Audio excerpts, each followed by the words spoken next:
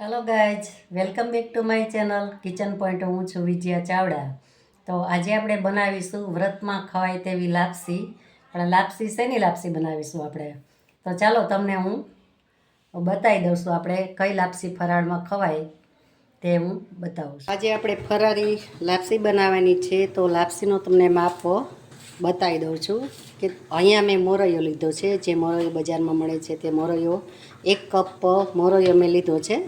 એની સામે આપણે 1/4 કપ ખાંડ લીધી છે અને અડધો કપ આપણે ઘી લીધું છે, ચોખ્ખું ઘી. પછી ડ્રાયફ્રૂટ મેં અડધી વાટકી કાજુ લીધા છે અને અડધી વાટકી લીધા છે મેં બદામ. તો સૌ પ્રથમ આપણે ગેસ ઓન કરીશું અને મેં એક કઢાઈ લઈ લીધી છે અને આપણે ચાલુ કરીશું. તો આપણે 2 ઉપર રાખીશું કારણ કે દાજી ન જાય એનું ખાસ ધ્યાન રાખવાનું છે. તો સૌ પ્રથમ આપણે લઈ લેશું ઘી. તો આ ઘી બધું આપણે લઈ લેવાનું છે. ઘી ઓગળે એટલે આપણે એમાં મોરૈયો લઈ લેવાનો છે. તો મોરૈયો આપણે લઈ લેશું. હવે એને ધીમી આંચે આપણે શેકવાનું છે મોરૈયાને. ફરાળમાં આપણે સરસ લાપસી આની બને છે અને એકવાર બનાવીને તમે જરૂર પણ ખાજો એટલે ટેસ્ટ પણ બહુ સરસ આનો આવે છે.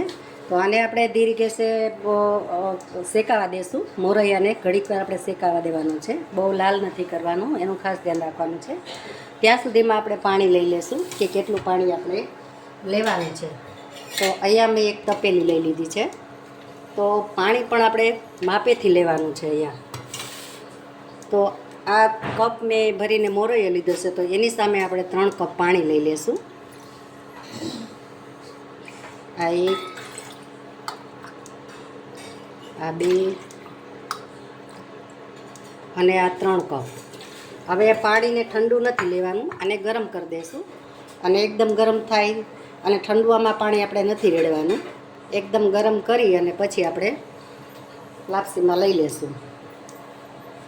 તો આપણે પાણી ગરમ કરી દઈએ. જોઈ શકો છો આ રીતે આપણે શેકી લેવાનું છે અને હલાવતું જ રહેવાનું છે કારણ કે મોરૈયો નહીંતર નીચે બ્રાઉન થઈ જશે ને ઉપર વ્હાઈટ રહેશે. તો આ રીતે આપણે હલાવતા રહીશું.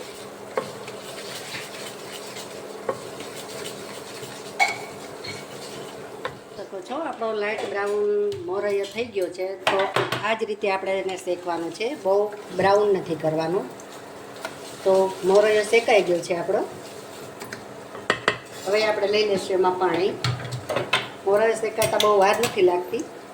તો ધીમે ધીમે કરીને આ પાણી લઈ લઈશું. જેટલું છે એટલું બધું પાણી આપણે લઈ લઈશું અને એને ધીમી આંચે આપણે ચડવા દઈશું. હવે આપણે ગેસની ફ્લેમ છે એ ધીમી કરી દઈશું. તો એક સ્ટેપ ઉપર રાખીશું આપણે સ્લો મીડિયમ. હવે આને ઢાંકી દઈશું. ઢાંકી અને 10 મિનિટમાં 10થી 15 મિનિટમાં સરસ રીતે ચડી જાય છે. તો આ ઢાંકણ આપણે લઈ અને ઢાંકી દઈશું. તે છાંટા ન ઉડે એટલા માટે. અને ગેસની ફ્લેમ એકદમ નોર્મલ છે. આપણે અહીંયા આપણો જે મોરૈયો છે તે ચડી ગયો છે, પણ હજી આપણે એમાં દૂધ થોડુંક લઈશું. તો મેં આ ઘીવાળો કપ હતો એમાં ગરમ કરી અને દૂધ લઈ લીધું છે. તો આપણે 1 કપ આમાં દૂધ લઈ લેશું એટલે એનો સ્વાદ, અને બધું દૂધ લેવું હોય તો પણ તમે લઈ શકો છો. તો એનો સ્વાદ સરસ આવશે.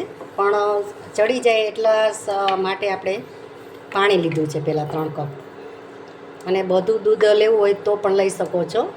તો જુઓ તમે સરસ રીતે આપણો ખીર ને જેવી ચડી ગઈ છે, એકદમ મજાની લાપસી બનશે આપણી. તો આપણે દૂધ બળી જાય ત્યાં સુધી આપણે ઘડીક એને હજી રહેવા દઈશું અને ઢાંકી દઈશું.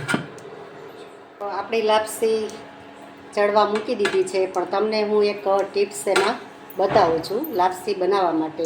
કારણ કે તમે જો પેલા ઘીમાં શેકી લ્યો લાપસી એટલે ડાયરેક્ટ એમાં જે શેકાઈ જાય પછી એમાં પાણી જ લેવાનું રહેશે તમારે. જો તમે દૂધ લેશો તો દૂધમાં કેવું થશે કે ઘી ઉપર આવી જાય ને પેલો માવો થઈ જશે એનો અને બરાબર ચડશે નહીં.